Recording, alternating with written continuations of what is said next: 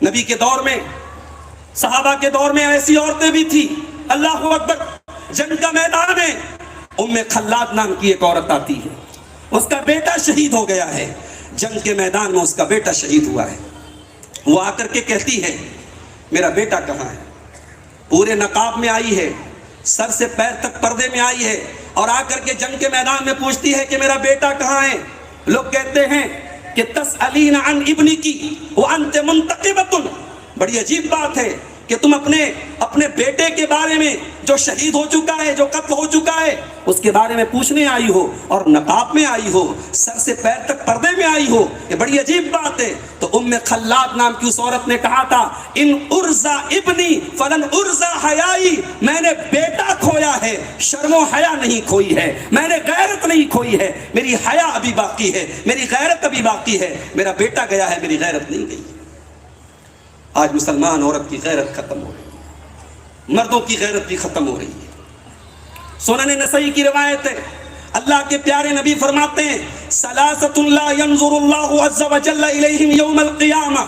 3 لوگ ایسے ہیں کل قیامت کے دن اللہ تبارک و تعالی ان 3 لوگوں کی طرف دیکھے گا بھی نہیں. اتنے ملعون ہوں گے، اتنے بدنصیب ہوں گے، اللہ نظر رحمت سے دیکھے گا بھی نہیں. کون لوگ ہوں گے؟ آپ نے فرمایا العاق لوالدیہ، اپنے والدین سے رشتہ توڑنے والا، اپنے والدین کو دکھ پہنچانے والا، اپنے والدین کی آنکھوں میں آنسو لانے والا. والمرأة المترجلہ، اور وہ عورت جو مردوں کی کاپی کرتی ہو، جو مردوں کے جیسا لباس پہنتی ہو، جو مردوں کے جیسی چال ڈھال اپناتی ہو. والدیوس، اور وہ بے غیرت، وہ دیوس الذی یقر فی اہلہ الخبث، جو اپنے گھر والوں میں اور اپنی فیملی میں اور اپنے پریوار میں بے حیائی اور بے غیرتی کو برداشت کر لیتا. آج غیرت ختم ہو رہی ہے میرے بھائی، اور آج میرا ٹاپک ہے خواتین اسلام کی غیرت. عورت کے نام کے ساتھ جب اسلام لگ جائے، جب عورت ایک مسلمان عورت کہلائے، تو اس کی ذمہ داری بہت بڑی ہو جاتی ہے، اس کا مقام بہت اونچا ہو جاتا ہے. ایک مسلمان عورت سے یہ ایکسپیکٹ کیا جاتا ہے، یہ امید رکھی جاتی ہے کہ وہ اپنی جان دے سکتی ہے، مگر اپنی عفت اور عصمت سے کوئی سمجھوتا نہیں کر سکتی. ایک مسلمان عورت کی غیرت کیسی ہوتی ہے اس کا اندازہ لگانا ہو، حضرت مریم کا واقعہ قرآن کے اندر اٹھا کے دیکھو. مریم کے پاس اللہ کا فرشتہ آ کر کے کہتا ہے کہ مریم آپ کے پیٹ سے بیٹا پیدا ہوگا. مریم کہتی ہیں مجھے بیٹا پیدا ہوگا؟ وَلَمْ يَمْسَسْنِي بَشَرٌ وَلَمْ أَكُ بَغِيًّا، میری شادی نہیں ہوئی، کسی مرد کے قریب نہیں گئی، میں کوئی بدچلن عورت نہیں ہوں، مجھے بیٹا کیسے ہوگا؟ فرشتے نے کہا یہ تیرے رب کا حکم ہے. قَالَ كَذَلِكِ قَالَ رَبُّكِ هُوَ عَلَيَّ حَيِّنٌ، تیرے رب کا کہنا ہے کہ ہمارے لیے یہ آسان ہے، ہم تیرے بیٹے کو دنیا کے لیے ایک نشانی بنائیں گے، بغیر آپ کے بیٹا پیدا ہوگا. مریم تیرے پیٹ سے بیٹا پیدا ہوگا. اور جب مریم حمل سے ہوتی ہیں اور بچے کی ولادت کا وقت قریب آتا ہے، اللہ اکبر، ایک غیرت والی عورت، ایک شرم و حیا والی عورت، ایک پاک دامن عورت، اس کے دل کی کیفیت کیا ہو سکتی ہے؟ قرآن نے نقشہ کھینچا. جب بچے کی پیدائش کا ٹائم کا وقت قریب آیا، قالت یا لیتنی مت قبل ھذا وکنت نسیا منسیا. مریم کی زبان سے یہ الفاظ نکلتے ہیں اے کاش میں مر گئی ہوتی، دنیا میں کوئی میرا نام لینے والا نہ ہوتا. میں جب بچہ پیدا ہوگا میں کیا منہ دکھاؤں گی اپنی قوم کو؟ لوگ میرے کیریکٹر پر سوال اٹھائیں گے، لوگ میرے کردار پر انگلی اٹھائیں گے، میں کیا جواب دوں گی؟ کاش کہ میں مر گئی ہوتی، کوئی میرا نام لینے والا نہ ہوتا. یہ مریم کی غیرت تھی میری ماں اور بہنوں اور میرے بھائیوں. یہ غیرت آج مسلمان عورت کے اندر سے ختم ہو رہی ہے. قرآن نے ایک اور عورت کا واقعہ بیان کیا گیا، حضرت آسیہ، فرعون کی بیوی. یہ محلوں میں رہتی تھی، بادشاہ کی بیوی تھی، عیش و آرام کی زندگی گزارتی تھی. لیکن جب حضرت آسیہ نے موسیٰ علیہ السلام کو اللہ کا نبی تسلیم کیا، رب کی توحید پر ایمان لائیں، فرعون نے بڑے ظلم و ستم کے پہاڑ توڑے، محلوں کا آرام چھوڑ کر کے زنجیروں اور بیڑیوں میں جکڑنا پڑا حضرت آسیہ کو. حضرت آسیہ نے اپنے رب کی رضا کے لیے، اپنے رب کی توحید کے لیے اپنے فرعون کے محل کو چھوڑا، اس کے تخت و تاج کو چھوڑا، اس کے عیش و آرام کو چھوڑا، اور اپنی پوری زندگی انہوں نے رب کی توحید کے لیے قربان کر دی اور اللہ کی بارگاہ میں دعا کرتی ہیں رب ابن لی عندک بیتا فی الجنہ ونجنی من فرعون وعملہ ونجنی من القوم الظالمین. پروردگار تیری توحید کے لیے، تیری رضا کے لیے اے اللہ میں نے اپنا محل چھوڑا ہے، پروردگار تو بھی جنت میں اپنے پاس مجھے ایک محل عطا فرما، پروردگار مجھے ظالموں سے نجات عطا فرما. ایک طرف آسیہ کا یہ کردار دیکھیے جنہوں نے اپنی توحید اور اپنے ایمان کو بچانے کے لیے محل چھوڑ دیا، اور آج پورے ملک میں ایک ہوا چلی ہے، پورے ملک میں ایک لہر چلی ہے. آج کتنی مسلمان لڑکیاں ہیں جو اپنے گھر سے فرار ہو کر کسی عاشق کے ساتھ، اپنے کسی معشوق کے ساتھ نکاح کر رہی ہیں، اور یہ جو معشوق ہوتا ہے، یہ جو ان کا محبوب ہوتا ہے، یہ غیر مسلم بھی ہوتا ہے. ابھی ایک دو روز پہلے ایک بڑا وائرل ہو رہا ہے ایک شادی کا کارڈ. آپ کے اسی ممبئی سے بہت قریب ایک جگہ ہے ناگپور، لڑکی کا نام ہے صوفیہ اور لڑکے کا نام ہے بھونیشور. لڑکی کا نام صوفیہ، لڑکے کا نام بھونیشور، دونوں کی شادی ہو رہی ہے اور غیر مسلموں کے طرز سے نکاح ہو رہا ہے، ان کی مذہبی رسومات کے ساتھ نکاح ہو رہا ہے. اور کارڈ سے بظاہر ایسا معلوم ہوتا ہے کہ لڑکی کے والدین بھی اس نکاح میں شامل ہیں.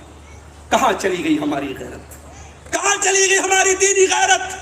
ایک مسلمان عورت وہ ہوتی ہے جو اپنے دین اور اپنے ایمان کو بچانے کے لیے اپنی جان قربان کر دیتی ہے. اور آج محبت اور عشق کے ناٹک پر، محبت اور عشق کے جھانسے میں آ کر ایک مسلمان لڑکی اپنے دین اور ایمان کا سودا کر لے، اس سے بڑی شرم کی بات کیا ہو سکتی ہے؟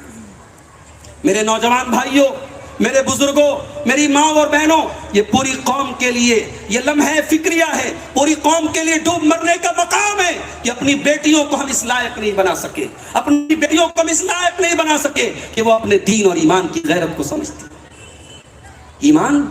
ایمان کوئی ایسی چیز ہے کہ عشق اور محبت کے نام پر ایمان کا سودا کر لیا جائے؟ ارے ایمان تو وہ چیز ہے، ایمان تو وہ چیز ہے کہ سمیہ رضی اللہ تعالیٰ عنہ شوہر کے سامنے، جوان بیٹے کے سامنے بے لباس کر دی جاتی ہیں، ننگا کر دیا جاتا ہے. رب کی توحید کے لیے اللہ کی اس بندی نے اپنے جوان بیٹے کے سامنے بے لباس ہو جانے کی تکلیف کو گوارا کر لیا، اپنی جان کو دینا گوارا کر لیا، مگر اپنے ایمان سے ہاتھ دھونا گوارا نہیں کیا. ایمان کی غیرت تو اس کو کہتے ہیں میرے بھائی. آج ایمانی غیرت ختم ہو رہی ہے اور اس کی بہت بڑی وجہ یہ ہے کہ ہم نے اپنی بیٹیوں کو، اپنی خواتین کو اسلامی تعلیم کے نام پر ہم نے کچھ نہیں دیا. ہم نے اپنی لڑکیوں کو، اپنی بیٹیوں کو اعلیٰ تعلیم تو دلوائی، مگر دینی تعلیم کے نام پر ہم نے کسی حافظ صاحب سے، کسی مولوی صاحب سے ناظرہ قرآن پڑھوا دیا. معاف کیجئے گا، آپ کی بیٹی نے ناظرہ قرآن پڑھ لیا، رٹو طوطے کی طرح اس نے عربی زبان میں وہ آیتیں پڑھ لی، مگر اس نے دینی تعلیم حاصل نہیں کی. اس نے قرآن میں پردے کی آیتوں تو پڑھی، مگر پردے کی آیتوں کا کیا مفہوم ہے، پردے کا حکم کیوں دیا گیا؟ قرآن تو یہاں تک کہتا ہے وَلَا يُبْدِينَ زِينَتَهُنَّ وَلَا يُبْدِينَ زِينَتَهُنَّ إِلَّا مَا ظَهَرَ مِنْهَا. اے مسلمان عورتوں، تمہارے بدن کی زینت، تمہارے جسم کی خوبصورتی کسی غیر کے سامنے تمہیں ظاہر نہیں کرنا ہے. وَلْيَضْرِبْنَ بِخُمُرِهِنَّ عَلَى جُيُوبِهِنَّ. اے مسلمان عورتوں، تمہیں اپنے دوپٹوں کو اپنے محرم رشتہ داروں کے سامنے، اپنے گھر میں اپنے باپ، اپنے بھائی، اپنے بیٹوں کے سامنے بھی اپنے دوپٹے کو اپنے گریبان پہ رکھنا ہے. یہ رب کا قرآن کہہ رہا ہے. عورت کو دوپٹہ رکھنے کا طریقہ قرآن میں بتایا جا رہا ہے. ہم نے اپنی بیٹیوں کو یہ چیزیں بتائی نہیں میرے بھائی. قرآن نے یہاں تک کہا فَلَا تَخْضَعْنَ بِالْقَوْلِ فَيَطْمَعَ الَّذِي فِي قَلْبِهِ مَرَضٌ وَقُلْنَ قَوْلًا مَّعْرُوفًا. اے مسلمان عورتوں، اگر کبھی کسی غیر مرد سے تمہیں بات کرنے کی نوبت آ جائے، ضرورت آ جائے، تو تمہارے بات کرنے کا لہجہ کیسا ہو، تمہاری گفتگو کا انداز کیسا ہو. تمہارے انداز میں اپیل نہیں ہونی چاہیے، تمہارے انداز گفتگو میں مٹھاس اور چاشنی نہیں ہونی چاہیے. تمہیں کڑک انداز میں بات کرنا ہے، تمہیں سخت لہجے میں بات کرنا ہے، تاکہ کسی کے دل میں اگر کھوٹ ہے اور کسی کے دل میں امیدوں کا پودا لہلا رہا ہے تو وہ پودے مرجھا جائیں اور اس کی امیدوں کو گرہن لگ جائے، اس کی امیدیں ٹوٹ جائیں. تمہارا سخت لہجہ بتا دے کہ یہاں اس کی دال گلنے والی نہیں ہے. قرآن ایک مسلمان عورت کو غیر مردوں سے اگر بات کرنے کی ضرورت پڑ جائے تو اس کا طریقہ بھی قرآن بتا رہا ہے. میری ماں اور بہنوں، معاف کیجئے گا، آج آپ اپنی غیرت کو بھول گئی. آج ہماری عورتوں نے وہ جو ایک مسلمان عورت کی شرم و حیا ہوتی ہے, اس کی جو غیرت ہوتی ہے, اس کو ہم نے فراموش کر دیا. پیارے نبی کا دور ہے, مسجد کے اندر عورتیں بھی آتی ہیں. اللہ کے پیارے نبی نے نماز کے بعد دیکھا مرد حضرات مسجد سے نکل رہے ہیں, عورتیں بھی نکل رہی ہیں, مردوں کے شانہ بشانہ, مردوں سے قدم ملا کر عورتیں چل رہی ہیں. پیارے نبی کے چہرے پر غصے کے اثرات آ گئے. آپ نے بڑے غصے میں فرمایا, استاخرنا, اے عورتوں کنارے چلو, مردوں سے سٹ کے نہ چلو, مردوں سے شانہ بشانہ نہ چلو, مردوں کے بازو میں نہ چلو, کنارے سے چلو. فَإِنَّ لَيْسَ لَكُنَّ أَن تَحْقُقْنَ الطَّرِيقَ, بیچ راستے سے چلنا تمہارا کام نہیں ہے. وہ مسلمان عورتیں تھیں, وہ نبی کی فرما برداری کرنے والی عورتیں تھیں. انہوں نے نبی کی زبان سے ایک جملہ سنا, حدیث کے الفاظ ہیں, اس دن کے بعد سے عورتیں اتنا کنارے سے چلتی تھی کہ فَكَانَتِ الْمَرْأَةُ تَلْتَصِقُ بِالْجِدَارِ, بعض اوقات عورتوں کا کپڑا دیوار میں چپک جایا کرتا تھا, دیوار میں پھنس جایا کرتا تھا, وہ اتنے کنارے سے چلتی تھی. یہ ان کی شرم و حیا تھی, یہ ان کی غیرت تھی. میری پیاری ماں اور بہنوں, آج ہماری بہنوں کے اندر سے وہ غیرت نکل رہی ہے. آج ہمیں اور آپ کو اس پر غور کرنے کی ضرورت ہے کہ آج ہمارے گھروں میں جو بے غیرتی پنپ رہی ہے, محرم غیر محرم کا کوئی فرق نہیں ہے. ہماری جوان بیٹی خالہ کے لڑکے کے ساتھ فرینک ہو کے بات کر رہی ہے, ہماری جوان بیٹی چچا کے لڑکے کے ساتھ فرینک ہو کے بات کر رہی ہے. چچا کا لڑکا, خالہ کا بیٹا, ماموں کا بیٹا, یہ آپ کی بیٹی کے لیے محرم نہیں ہے. یاد رکھیے آپ, یہ محرم نہیں ہے, یہ غیر محرم ہے. اور غیر محرم سے جوان عورت کو پردہ کرنے کا حکم ہے. پیارے نبی اس معاملے میں اتنے سینسیٹیو تھے, اتنے حساس تھے, ایک مرتبہ آپ اماں عائشہ آئے, سنن ابی داؤد کی صحیح روایت ہے, آپ نے دیکھا اماں عائشہ کے پاس ایک آدمی بیٹھا ہے, ایک اجنبی آدمی بیٹھا ہے. حدیث کے الفاظ ہیں, پیارے نبی کے چہرے پر غصے کے اثرات محسوس ہوئے, آپ کے چہرے پر غصے کا اظہار ہوا. اماں عائشہ نے فوراً کہا, اے اللہ کے نبی, ان ھذا اخی من الرضاعہ, یہ میرا رضائی بھائی ہے. جس عورت کا دودھ میں نے پیا ہے اسی کا اس نے بھی دودھ پیا ہے, یہ میرا رضائی بھائی ہے, یہ کوئی اجنبی آدمی نہیں ہے. یہ جملہ سنا تو پیارے نبی کا غصہ ختم ہوا. یہ غیرت تھی میرے بھائی. آج وہ غیرت ہمارے گھروں سے نکل گئی. آج محرم غیر محرم کا کوئی فرق نہیں ہے. اور جب سے سوشل میڈیا کا دور آیا, انٹرنیٹ کا دور آیا, ہر انسان کو پرائیویسی مل گئی. آپ کس سے چیٹنگ کر رہے ہیں, کس سے بات کر رہے ہیں, آپ جانتے ہیں, آپ کا موبائل جانتا ہے, آپ کا رب جانتا ہے. یاد رکھو میری ماں اور بہنوں, فیس بک پر کوئی لاکھ آپ کو اپنی دینی بہن کہے, دینی بہن کہنے سے وہ آپ کا بھائی نہیں ہو جائے گا. میرے نوجوان ساتھیوں, کان کھول کے سن لو, فیس بک پر کسی کو بہن بنا لینے سے, واٹس ایپ پر کسی کو بہن بنا لینے سے وہ آپ کی بہن نہیں ہو جاتی.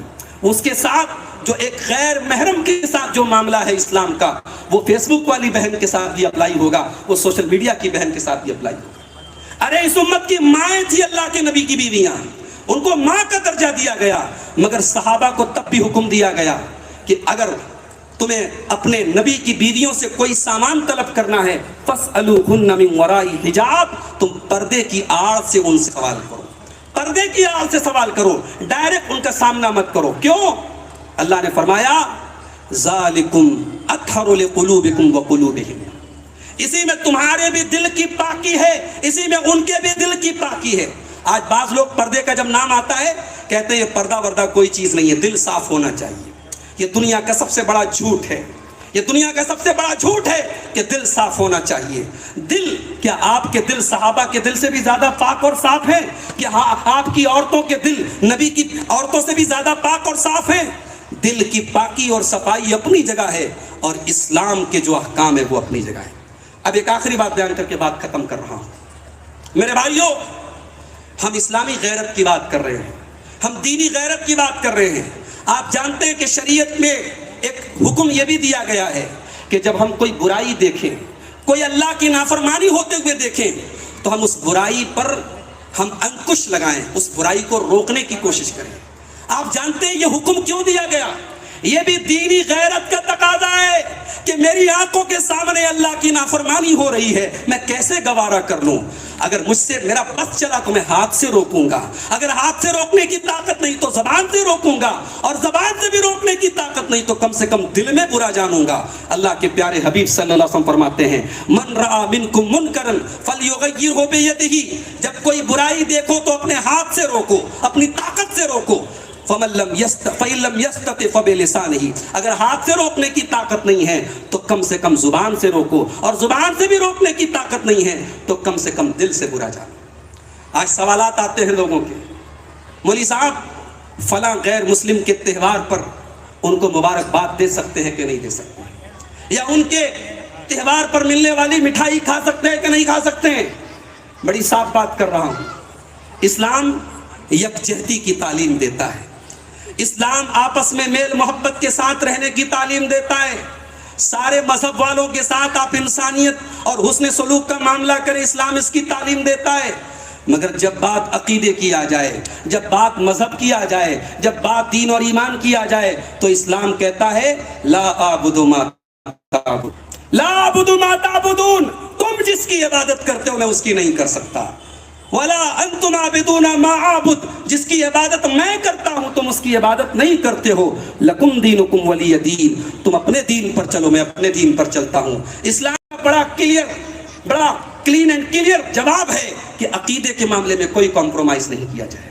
میں اپنے نوجوانوں سے کہنا چاہوں گا غیر مسلموں کے ساتھ بہترین سلوک کرو، دنیا آپ کی مثال دے، مگر خبردار اگر شرک ہو رہا ہے اور آپ شرک کو دیکھ کر کے اس پر حوصلہ افزائی کر رہے ہیں، شرک کا سپورٹ کر رہے ہیں، یا شرکیہ کام میں آپ کی طرف سے کوئی تعاون ہو رہا ہے، یاد رکھیے یہ دینی غیرت کے خلاف بات ہے۔ میں اپنی ماں بہنوں سے کہنا چاہوں گا اسکول میں اعلیٰ تعلیم